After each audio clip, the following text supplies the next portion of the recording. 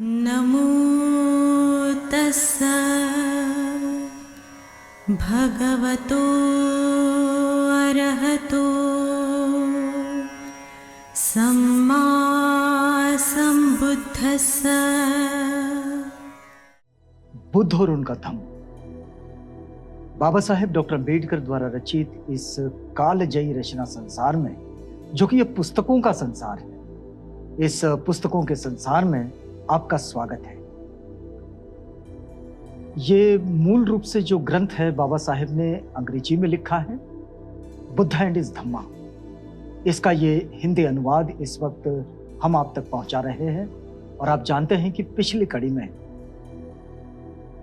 मगध नरेश बिंबिसार ये परिव्राजक सिद्धार्थ से मिले, क्योंकि परिव्राजक सिद्धार्थ इस समय राजगृह में रुके हुए हैं और वहाँ वे पर्वत पर जाकर बैठ गए।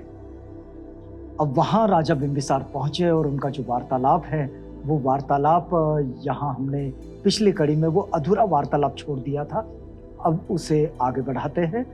आप जानते हैं कि इसमें राजा बिंबिसार ने परिव्राजक सिद्धार्थ गौतम से एक बात कही कि देखो, तीन चीजें हैं, इन तीन चीजों को जीवन में पाना ये अपने जीवन का उद्देश्य माने। और वो कौन सी चीजें हैं? तो वे कहते हैं कि तीन पुरुषार्थों की प्राप्ति का प्रयास करके जीवन को सफल करो।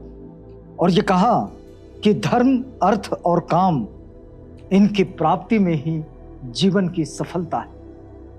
अब राजा है तो राजा ने अपने तरीके से जीवन की जो परिभाषा है वो गढ़ ली, लेकिन परिव्राजक सिद्धार्थ के सामने कोई और सवाल है। वैसे सिद्धार्थ इस बात को सुनते चले जा रहे हैं। राजा बिंबिसार उनसे आगे कहते हैं, वे कहते हैं कि इन धनुष्य बाण धारण करने में समर्थ बाहुओं को बेकार ना रहने दे। वो कहते हैं कि ये जो तुम्हारे बाहु हैं, ये जो तुम्हारे बाजुएं हैं, ये अभी धनुष्य बाण को पकड़ने के लिए समर्थ है, इनको बेकार न जाने दे। फिर वो कहते हैं कि इस पृथ्वी को तो कहना ही क्या, इस पृथ्वी का तो कहना ही क्या, इनमें तीनों लोकों को जीत लेने का सामर्थ्य है।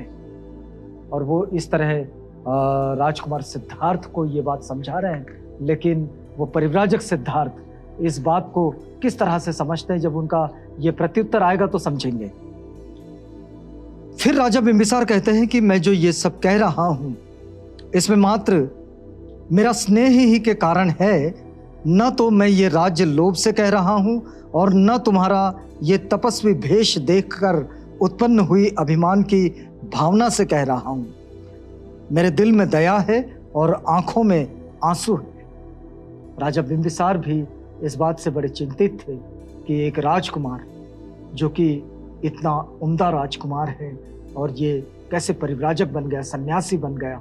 और इसलिए वे कहते हैं कि मेरे दिल में तुम्हारे प्रति दया है और मेरे आंखों में आंसू है, क्योंकि मैं चाहता हूं कि ये वक्त वो नहीं है जिसे सन्यास का वक्त कहा जाता है। फिर वे कहते हैं कि हे अपने कुल के अभिमान, हे तपस्या के इच्छुक, अभी समय है काम भोगों का आनंद ले। बाद में जब बुढ़ापा आ जाएगा और इस तेरे सौंदर्य को म्लान कर देगा, तो बुढ़ापे में आदमी पुण्य करके धर्मार्जन कर सकता है। वे कहते हैं कि अभी ये उम्र तुम्हारी नहीं है कि तुम घर से बेघर हो जाओ, सन्यासी बन जाओ। ये वक्त तुम्हारा काम भोगों का आनंद लेने का वक्त है, भोग विलासिता का ये वक्त है। और इसलिए फिर वे कहते हैं कि बुढ़ापे में आदमी विषय भोग के अयोग्य हो जाता है। और इसलिए कहा है कि तरुण के लिए विषय भोग है, मध्य के लिए, मध्य वयस्क के लिए धन है और वृद्ध के लिए धर्म। तो इस तरह तीनों आश्रम जो है, मतलब चाहे वो युवावस्था हो, चाहे फिर वो मध्यकाल हो जिसमें मध्य वयस्क हो जाते हैं लोग, और फिर जब बुजुर्ग हो जाते हैं, वृद्ध हो जाते हैं, तो उसके लिए धर्म है। जो मध्य वयस्क है उसके लिए धन है और जो युवा है उनके लिए काम है। तो इस तरह से मगध नरेश बिंबिसार ने परिव्राजक सिद्धार्थ को कुछ बात समझाने की ये कोशिश की। और फिर देखिए आगे बढ़ते हैं। फिर वे कहते हैं कि इस संसार में तारुण्य का धन और धर्म से विरोध है, क्योंकि काम सुखों को कितना ही सुरक्षित रखा जाए वे सुरक्षित रखे ही नहीं जा सकते, और इसलिए जब और जहां भी सुख भोग्य प्राप्य हो वहां उनका उपभोग कर लेना चाहिए। राजा बिंबिसार अपनी ओर से अलग अलग वाक्यों का इस्तेमाल करते हुए ये समझाने की कोशिश कर रहे हैं कि ये जो वक्त है, ये जो तुम्हारी युवावस्था है, ये भोग विलासिता का समय है और इसलिए काम भोगों में लगे रहिए। लेकिन आप देखिए कि परिव्राजक सिद्धार्थ, उनकी निश्चलता, उनका स्थिरता का भाव, कि उन्होंने एक शब्द अभी तक नहीं बोला, बस राजा बिंबिसार बोलते चले जा रहे हैं। राजा बिंबिसार कहते हैं, फिर आगे देखिए वे क्या कहते हैं, कि वार्धक्य विचार प्रधान होता है, यह स्वभावतः गंभीर और शांत रहता है, बिना प्रयास के ही यह संयत भाव को प्राप्त हो जाता है। इसलिए वंचक, अस्थिर, बाह्य विषयों में अनुरक्त, असावधान, अधैर्यवान, अदूरदर्शी तारुण्य के गुजर जाने पर लोगों को ऐसा लगता है कि मानो किसी भयानक जंगल में से सुरक्षित निकल आए। इसलिए ये जो युवावस्था है, इस युवावस्था में जो जो कुछ आप कर सकते हो वो कर लो।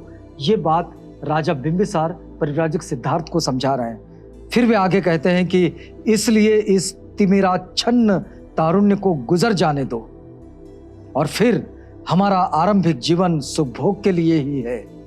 इस समय इंद्रियों को काबू में रखा ही नहीं जा सकता। तो कहते हैं कि भाई ये जो वक्त है, ये जो उम्र है, ये सन्यास की उम्र नहीं है। इस वक्त में अपने इंद्रियों को वश में नहीं रखा जा सकता, काबू में नहीं रखा जा सकता। तुम ये कौन सा प्रयास करने में लगे हो? फिर वे कहते हैं कि और यदि धर्म में ही तेरी विशेष रुचि है तो अपने कुल धर्म के अनुसार यज्ञ कर, क्योंकि यज्ञ करने से ऊंचा स्वर्ग प्राप्त किया जा सकता है। बाहुओं पर स्वर्ण निर्मित बाजूबंद बांधे हुए और नाना वर्ण के आभापूर्ण रत्न जड़ित मुकुट धारण किए हुए राजर्षि गण यज्ञों द्वारा उसी पद को प्राप्त कर सके हैं जिसे अनेक महर्षियों ने तपस्या द्वारा प्राप्त किया है। अब राजा बिंबिसार अंततः वहां पर आ गए कि भाई अगर तुम्हें सन्यास ही ग्रहण करना है और तुम्हारा किसी ऐसे जीवन की लालसा है कि जहां लोग जिसे स्वर्ग कहते हैं, तो फिर तुम यज्ञ करो। इस तरह का ये जो सलाह है, ये सलाह राजा बिंबिसार ने परिव्राजक सिद्धार्थ को दी। अब देखिए कि राजा बिंबिसार को सिद्धार्थ गौतम क्या जवाब देते हैं, और ये जवाब बड़ा महत्वपूर्ण है। बाबा साहेब ने लिखा है, देखिए बाबा साहेब लिखते हैं कि इंद्र की तरह स्पष्टता और दृढ़ता से जब मगध नरेश ने यह कहा तो उसकी भी बात सुनकर कुमार अपने निश्चय से विचलित नहीं हुआ। वह पर्वत के समान अचल था, बिल्कुल किसी पर्वत की तरह राजकुमार सिद्धार्थ निश्चल है। और देखिए क्या कहते हैं, मगध नरेश से इस तरह संबोधित किए जाने पर संयत और स्थिर राजकुमार ने मैत्रीपूर्ण हृदय से उसका उत्तर दिया। राजकुमार सिद्धार्थ ने मैत्रीपूर्ण हृदय से उसका उत्तर दिया। और क्या उत्तर दिया देखिए, राजन, जो कुछ आपने कहा है वह आपके योग्य है। अब देखिए परिव्राजक सिद्धार्थ का वंश ये सन्यासियों का वंश है, ये परिव्राजकों का वंश है, ये श्रवणों का वंश है। और वे कहते हैं कि भाई आपने जो किया वो आपके योग्य है। वो जो आपने कहा है, आपका जन्म उस महान कुल में हुआ है जिसका राज चिन्ह सिंह है। आप मित्रों के हित चिंतक है। आपके लिए यह स्वाभाविक है कि आप अपने एक मित्र को इस तरह कहें। क्या कहते हैं राजकुमार कि हे राजन, आपने जो कुछ किया है या कर रहे हो, ये वही है जो एक मित्र ने करना चाहिए और एक राजा ने करना चाहिए। अब आप तो राजा भी हो और आप अपने मित्रों के हित चिंतक भी हो, तो स्वाभाविक रूप से आप ऐसा कहोगे ही।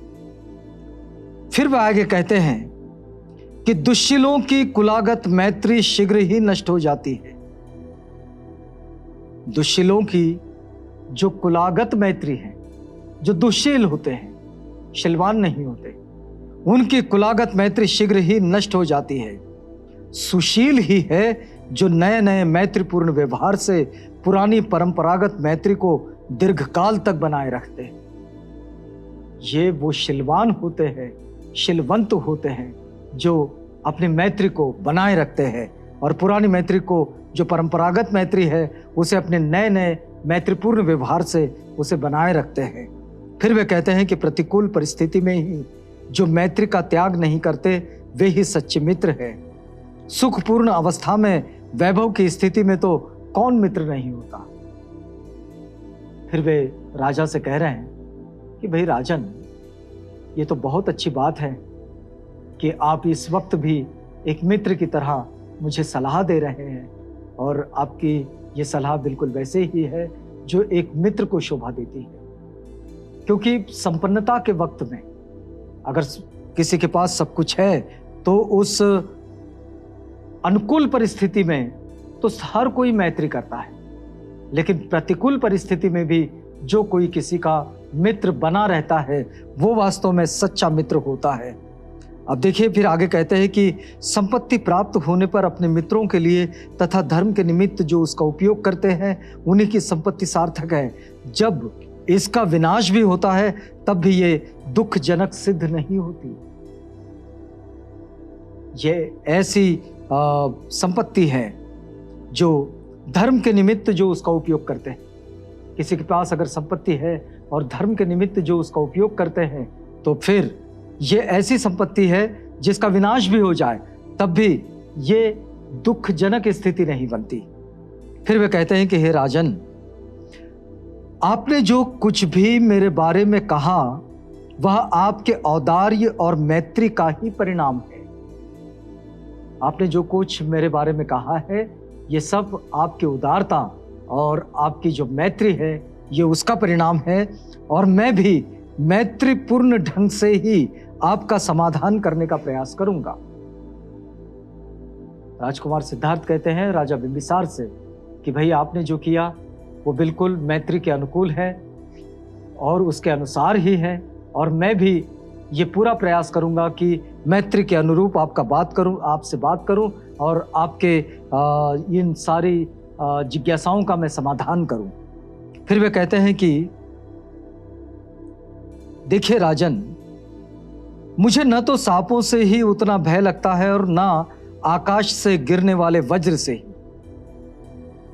उतना भय लगता है, न वायु के झोंकों से प्रेरित आग के शोलों से ही इतना भय लगता है जितना भय इन इंद्रियों के विषयों से लगता है। क्या कहते हैं परिव्राजक सिद्धार्थ गौतम कि मुझे आकाश से गिरने वाली बिजली से इतना डर नहीं लगता, मुझे डर लगता है इन इंद्रियों के विषय से।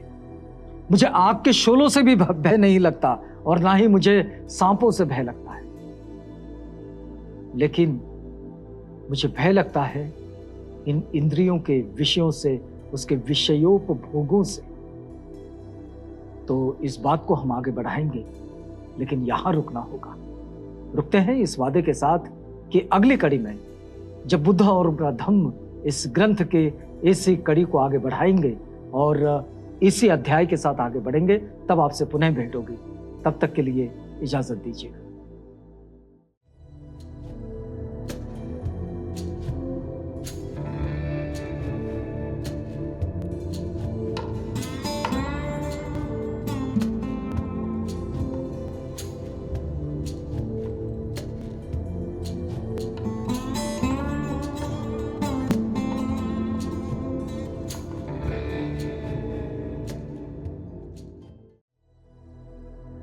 बुद्ध और उनका धम्म।